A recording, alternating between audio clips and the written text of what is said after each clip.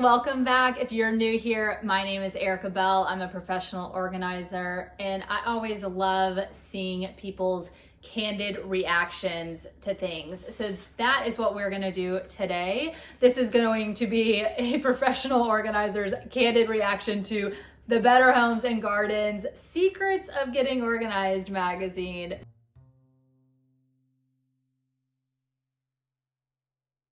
So my mom actually picked this up for me recently. She saw it somewhere and she thought either I could get maybe some ideas or I would just enjoy going through it. I do love reading magazines. It's kind of a little luxury that I don't do very often. But what's funny about some of these magazines is they remind me of those like DIY shows where it's like the couple is buying a new house. They have a budget of like $50,000, and then all of a sudden at the end of the show, they have like this mansion with like all new appliances. It's just not realistic, right? So sometimes I feel like these magazines are similar to that. So we're gonna see if this gives us any practical, useful, easy tips for you and your family, because that is what I'm all about. I want things to be practical for you, systems that make sense for you and your family.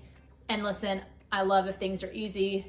And I also love if you don't have to spend a whole lot of money. That's great too. So let's read it, shall we? Oh, it also talks about decluttering every room, which I have a good video on all the things that you need to declutter right now. All right, tame the chaos. Know when your life is spinning. Yeah, I think we do. I think we're good on that. Clutter cleanse, the bathroom. Okay, cool. So this is kind of saying like, bring a sense of calm to the beginning and end of your day by clearing away the clutter in your bathroom. I do love that. So it basically says if you're reading this and you're wanting a tidier bath, you're probably the person that's gonna have to like take charge. So that's good to know. Yeah. If you're the one that's like looking up things, you probably already know you're gonna be the one in charge. Recruit help. Reinforce deadlines. I do love that. Giving yourself deadlines and goals, that's great. Schedule a cleanse time. Block out. Okay, this says 60 to 120 minutes on your schedule to do this. Okay, how about you even like block out 10 minutes, right? Yeah, so that's kind of the basics of that. Let's see. Oh, this breaks it down into different projects. Your toiletries, your linen closet, your tub and your shower. That is good. That's good to know. You know, just different, which I always love doing too, like utilizing or breaking it down into kind of bite-sized pieces instead of saying just declutter your entire bathroom. Yeah, do your linen closet, do underneath the sinks. Yeah.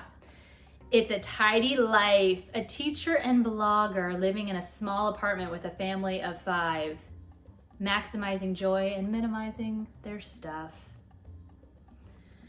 Wow.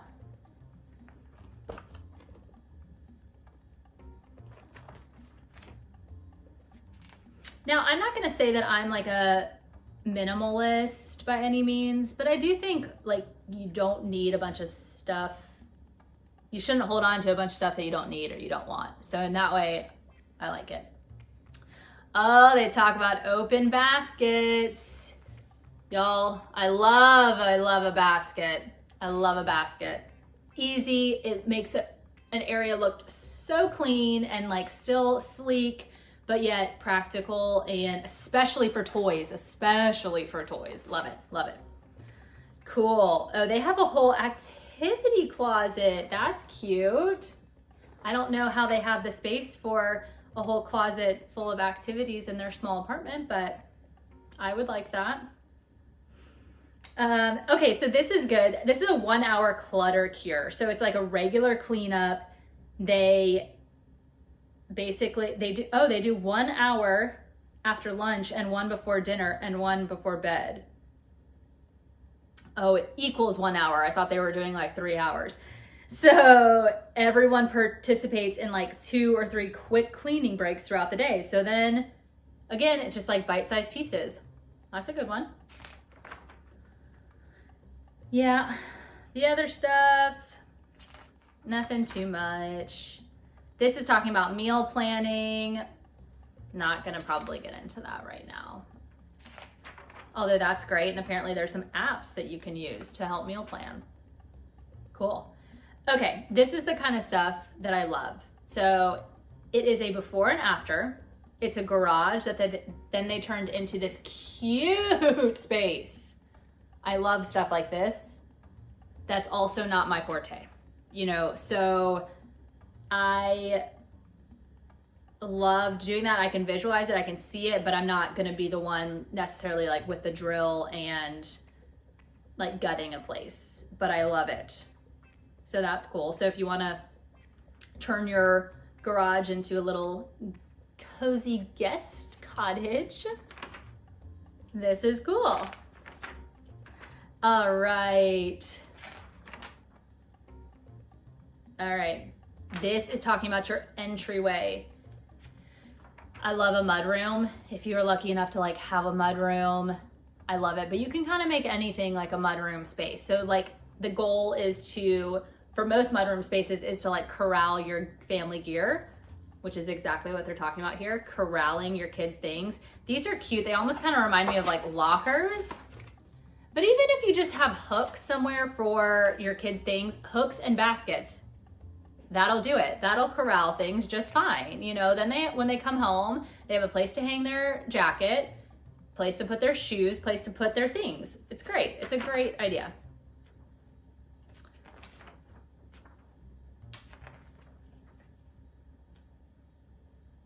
Okay, I also love, this again reminds me of one of those things that's like, it's not practical for every family. Okay, this is talking about a creative playroom. I love this. I love this, okay? But who the hell has a playroom that looks like this? This is like an artist's like den, okay? I would love a playroom that looks like this. I have not been in one like this, but if you want me to come redo yours and make it look like this, I'd be happy to. Let me know. But this is cool, you know, so like a guest space. This is a grow with you activity table. Oh no, that's a different thing.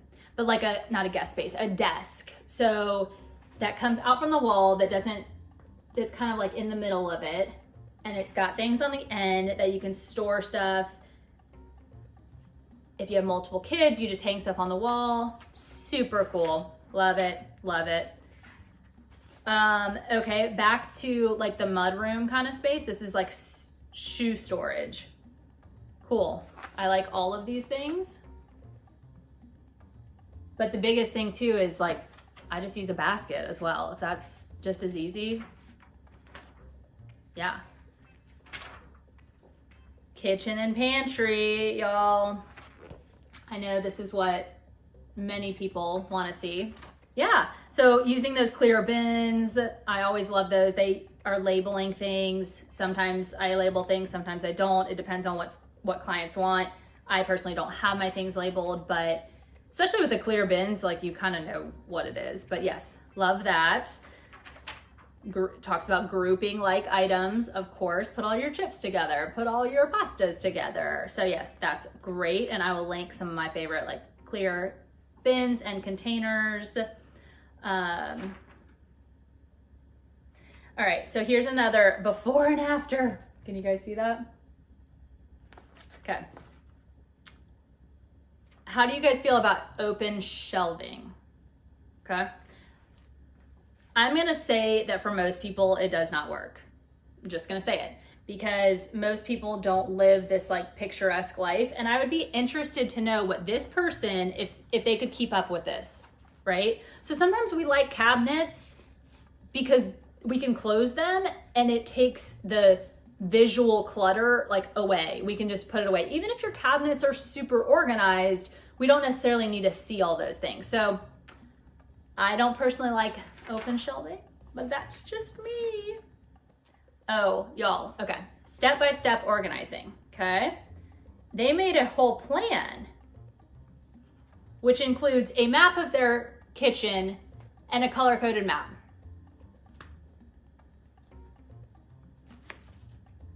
Different zones. All right, I'm gonna tell you right now, it does not need to be this difficult. This is like hyper OCD, which I'll be as OCD as you want, love it. But that to me, if someone that is not organized saw this, they'd be like, what? I have to do all that? Like, that's overwhelming. Bye, I'm done, I'm not doing it. You don't have to. But it does talk about like getting rid of the stuff you don't need, grouping like items, and then finding homes for them. That's the easiest, kind of simplest explanation. Okay. Nothing. Great idea. Keep your everyday dishes accessible, of course, and use wooden dividers. Okay, so tell me, do you guys like this kind of thing? I've tried, I haven't tried like placing them like that with dividers, but I have used plates like in drawers. They're okay, I don't have the space, but if you do, that looks very nice and neat and tidy. Oh, a breakfast zone. Okay, so cool. If you have a space for a breakfast zone, I have done something like this where it's like a grab and go thing. This would be, to me, the most like practical thing.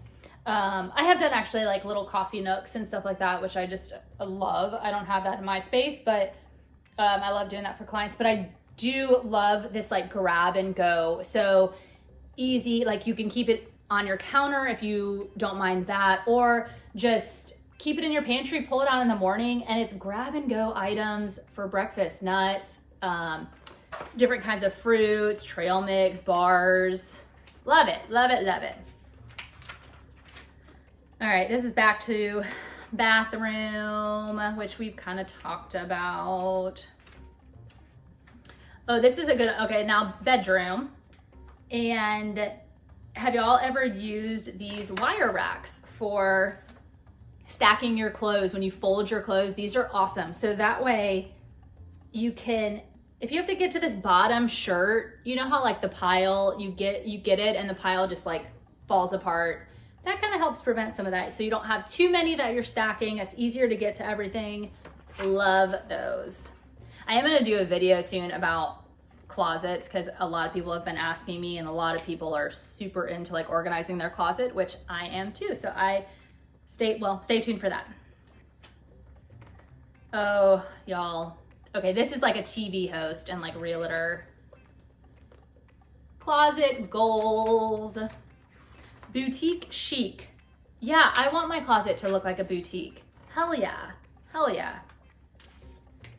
But again, probably not most people's life, not probably practical like for all of those things, but that's okay. All right, bath space savers. Let's see. Of course, if you don't have a medicine cabinet, I would definitely suggest installing one of those. Most houses have them. They are great for space. I also use these all the time. Love these because underneath our bath, like our bathroom sinks, the counters, there's kind of that awkward space sometimes. You don't really know what to do.